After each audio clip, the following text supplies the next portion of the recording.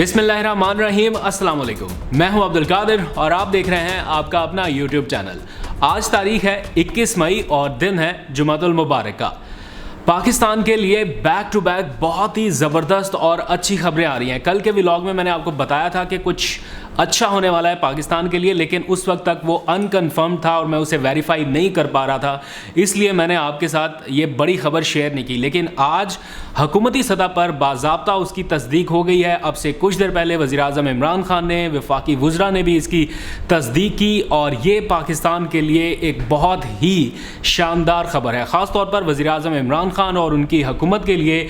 And the prime minister must be a happy person today, because Pakistan की GDP growth के हवाले से जितने तबसरे, तज्जिए या एक तरह से लोगों की राय थी वो सब गलत हो गया। वज़ीर-ए-आज़म इमरान खान जिस फार्मूले पर काम करते दिखाई दे रहे थे, बिलाखिर अब वो वर्क करता दिखाई दे रहा है। और आज नेशनल अकाउंट्स कमेटी ने पाकिस्तान की जीडीपी के हवाले से अपने ताज़ा अदाद-ओ-शुमार जारी कर दिए हैं। इतने अरसे तक जब से वज़ीर-ए-आज़म इमरान खान की गवर्नमेंट आई है हम नेगेटिव ग्रोथ में थे, लेकिन अब हमारी ये ग्रोथ का एस्टीमेट वो 3.94 यानी तकरीबन जीडीपी हमारी 4% तक जाती दिखाई दे रही है। स्टेट बैंक ने भी ये नहीं कहा था, IMF भी ये क्लेम नहीं कर पा रहा था और सारे अदाद-ओ-शुमार या अंदाज़े सिर्फ यहाँ तक थे कि पाकिस्तान इस रवा माली साल में बहुत हद तक तरक्की की राह पर चल पड़ा तो 1% या शायद 2% के लगभग रहेगा।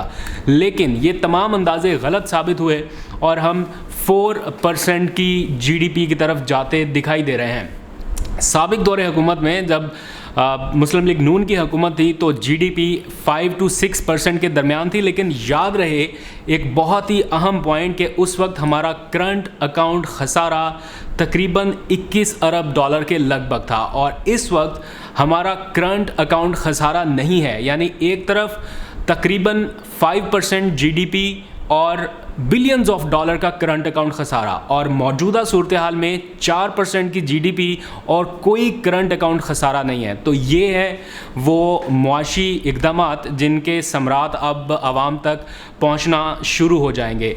महंगाई no doubt is a big challenge और आवाम के लिए एक बहुत ही बड़ा मसला है। जब तक महंगाई में कमी ना लाई जा सकी इस जीडीपी ग्रोथ का वो फ़ायदा नहीं है। लेकिन जीडीपी ग्रोथ होगी तो महंगाई में कमी के लिए कोई इक़दामात हो सकेंगे। इस सारे अमल में वो कौन से इक़दामात हैं जिनकी वजह से ये टारगेट हम अचीव कर पा रहे हैं। आज वज़ीर-ए-आज़म इमरान खान ने भी ट्वीट किया, हमाद अज़हर ने भी ट्वीट कर दिया, असद उमर की जानिब से भी बताया गया और मैंने वैसे कुछ और मौज़ूआत के ऊपर बात करनी थी, लेकिन ये खबर इस वक्त इस मौजूदा सूरत हाल में, या यूँ कह लें जब से ये गवर्नमेंट वजूद में आई है, उनकी ये सबसे बड़ी मुआशी कामयाबी और पाकिस्तान के लिए सबसे बड़ी मुआशी खबर है। इसलिए इसके ऊपर बात करना ज़्यादा ज़रूरी समझा। थोड़े से फैक्ट्स एंड फिगर मैं आपको बता दूं कि ये टारगेट हम अचीव किस तरह करने में कामयाब हुए। 2-3 सेक्टर हैं जिनके ऊपर ख़ास तौर पर तवज्जो दी गई। एक तो उनमें इंडस्ट्रीज़ हैं, हमारी लार्ज स्केल मैन्युफैक्चरिंग कहाँ से कहाँ पहुँच गई। हमारी एक्सपोर्ट जिसने रिकॉर्ड बनाए इस तकरीबन 8-10 महीने में, ऐसा मुल्क की तारीख में पहली बार हुआ कि मुसलसल 8-10 महीने तक हमारी एक्सपोर्ट्स $2 बिलियन से ज़्यादा रही हैं और उनके नतीजे में या कुछ हमें ये माइलस्टोन अचीव करने में मदद मिली। इसके साथ साथ सर्विस सेक्टर में बहुत काम हुआ, फिर ज़राअत में काफ़ी ज़्यादा तेज़ी से काम किया गया जिसके नतीजे में चावल और गंदम की रिकॉर्ड पैदावार हुई है। और अच्छी खबर ये है कि हमारे जो रेमिटेंसेस हैं वो भी रिकॉर्ड रहे और एक नया रिकॉर्ड बना पाकिस्तान की तारीख़ में कि हमारी एक्सपोर्ट्स प्लस हमारे गैर मुल्की ज़र मुबादला के ज़खायर बहुत तेज़ी से बढ़े।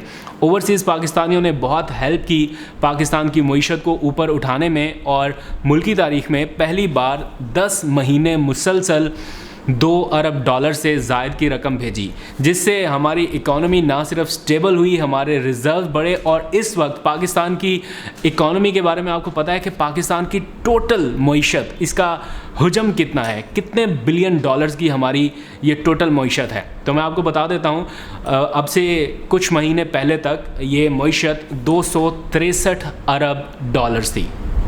पाकिस्तान की टोटल मीशत। अब कंपैरिजन मत कीजिए कि बांग्लादेश में क्या है, इंडिया में क्या है, करना चाहिए बट एट द मोमेंट एक छोटी सी खुशी अगर मिली है तो उसको सेलिब्रेट करने में कोई मज़ायका नहीं। आई नो कि बांग्लादेश बहुत तेज़ी से आगे बढ़ रहा है, इंडिया बहुत तेज़ी से आगे बढ़ रहा है, दूसरे मुल्कों की जो मीशत है वो ट्रिलियंस तक जा रही है, जैसे अमेरिका, जापान, चाइना, और पाकिस्तान की मीशत इस वक्त 263 अरब डॉलर्स के लगभग घूम रही थी, जो बढ़कर अब तकरीबन 296 अरब डॉलर्स पर पहुंच चुकी है। इसका मतलब यह है कि एक साल में तकरीबन 33 अरब डॉलर्स मीशत ने तरक्की की है, और ये भी एक रिकॉर्ड है, यानी पहली बार ऐसा हुआ कि एक सिंगल ईयर में 33 अरब डॉलर का इजाफा हुआ हो मीशत में।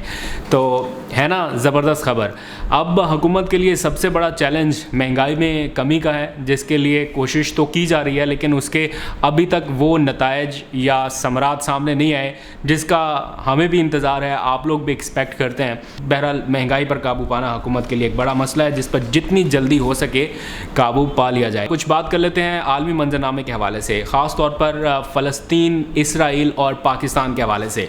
इन पर बात करने से पहले मैं शाह महमूद कुरैशी साहब के हवाले से बात करना चाहता हूं, जो इन दिनों सोशल मीडिया के ऊपर टॉप ट्रेंड पे हैं और उनकी मीम्स भी इस वक्त बन रही हैं। CNN की खातून एंकर के साथ उनका इंटरव्यू वायरल हो गया। एंटी सेमेटिक रिमार्क्स, ये क्या टर्म है, ये क्यों यूज़ होता है, और आखिर ऐसा क्या कह दिया उन्होंने जो खातून ने उनको एंटी सेमेटिक रिमार्क्स का ताना दिया, और फिर वो सोशल मीडिया पर वायरल होता गया, और मगरबी मीडिया उसको अलग तरीके से पोर्ट्रे कर रहा है, पाकिस्तानी मीडिया उसको अलग तरीके से पोर्ट्रे कर रहा है। इसकी तफसील मैं आपको बताऊंगा, लेकिन उससे पहले शाह महमूद कुरैशी साहब बतौर वज़ीर ख़ारजा पाकिस्तान शाबाश कम अज़ कम एक डिज़र्व करते हैं। आपका ताल्लुक़ किसी भी सियासी, मजहबी या किसी भी जमात से हो, बतौर वज़ीर ख़ारजा पाकिस्तान उन्होंने जिस तरह से यूनाइटेड नेशन में पाकिस्तान का मुकदमा ख़ास तौर पर फ़लस्तीन के तनाजुर में रखा है, वो बहुत ही ज़बरदस्त है। आज मैं देख रहा था सोशल मीडिया पर, कामरान जमील मेरे एक दोस्त हैं, बहुत ही प्यारा और बहुत ही खूबसूरत लिखते हैं। उन्होंने कुछ लाइंस लिखी, मैं चाहता हूँ वो भी आपके सामने पढ़ दूँ, फिर मैं आपको एंटी सेमेटिक टर्म के बारे में बताऊँगा।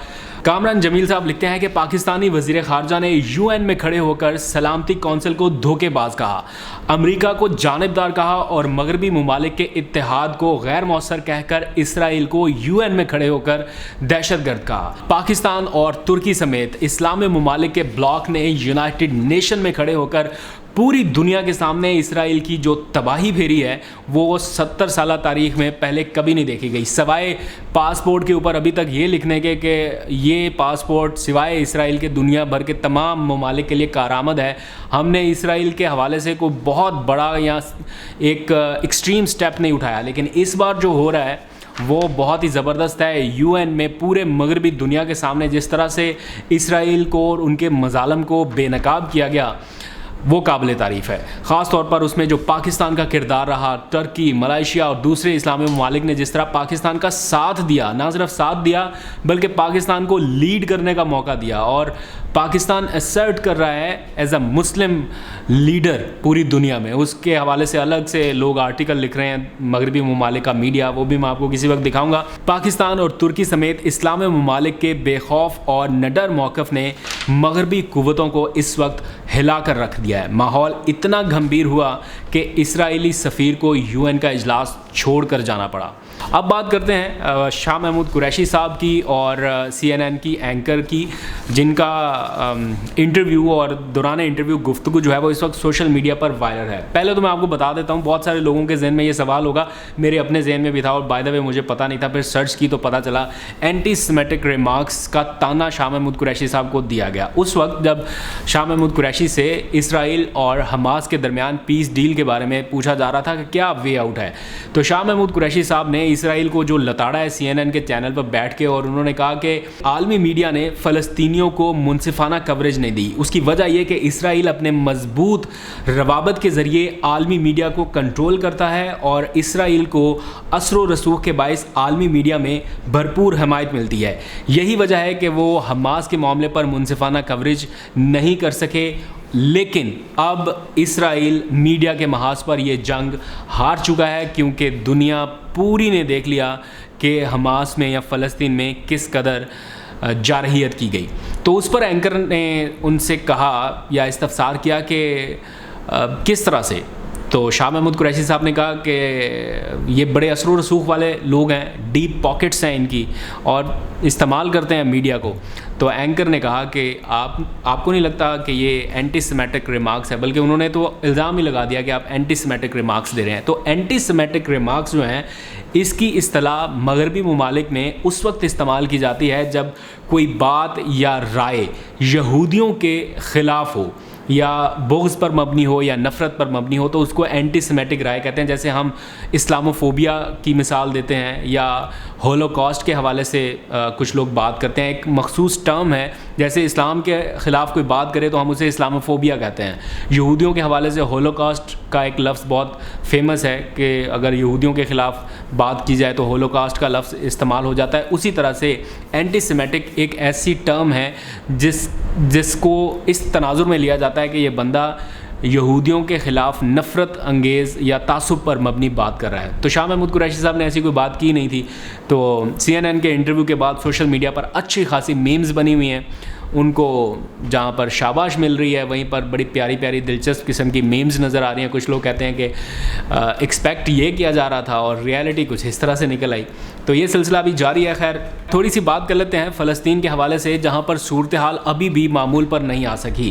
11 دن کے بعد جنگ بندی کا معاہدہ ہوا، لیکن 11 گھنٹے بھی قائم نہیں رہ سکا، اور فلسطین میں جاری فلسطینیوں کا جشن یعنی جیت کا جشن اسرائیل سے ہضم نہیں ہوا. اور جس وقت جمعے کی نماز ادا کی جا رہی تھی مسجد اقصیٰ میں نہتے فلسطینیوں کی جانب سے، اور ایک طرح سے جشن منایا جا رہا تھا اپنی جیت کا، اپنی مزاحمت کا، اسی وقت اسرائیلی فورسز نے ایک بار پھر جارحیت کر دکھائی اور نہتے فلسطینیوں کو پھر سے مارنا شروع کیا، جس میں کئی شہری شہید ہوئے ہیں، بے گناہ زخمی ہوئے ہیں. تو ایک بار پھر سے یہی وہ ساری چیز ہے جس کو روکنے کے لیے ہم اپنا کردار ادا کر رہے ہیں. ہزاروں فلسطینی اس وقت بھی غیر محفوظ ہیں. معلوم نہیں کہ جنگ بندی کے اس معاہدے کے باوجود بھی ان کو کوئی سکھ کا سانس ملے گا یا نہیں. خواتین اور بچوں پر ربڑ کی گولیاں برسائی جا رہی ہیں، گرنیڈ فائر کیے جا رہے ہیں، اور سیز فائر کا اعلان ہونے کے باوجود یہ سب کچھ جاری ہے.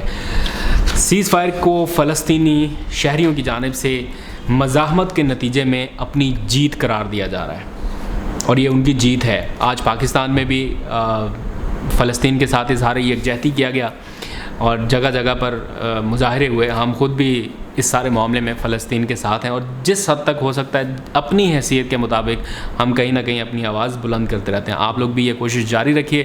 انشاءاللہ ایک دن آئے گا جب فلسطین کی آزادی کا سورج طلوع ہوگا. اپنا اور اپنے پیاروں کا بہت سا خیال رکھیے، اور پاکستان کے لیے ڈھیروں دعائیں. خدا حافظ. پاکستان زندہ باد.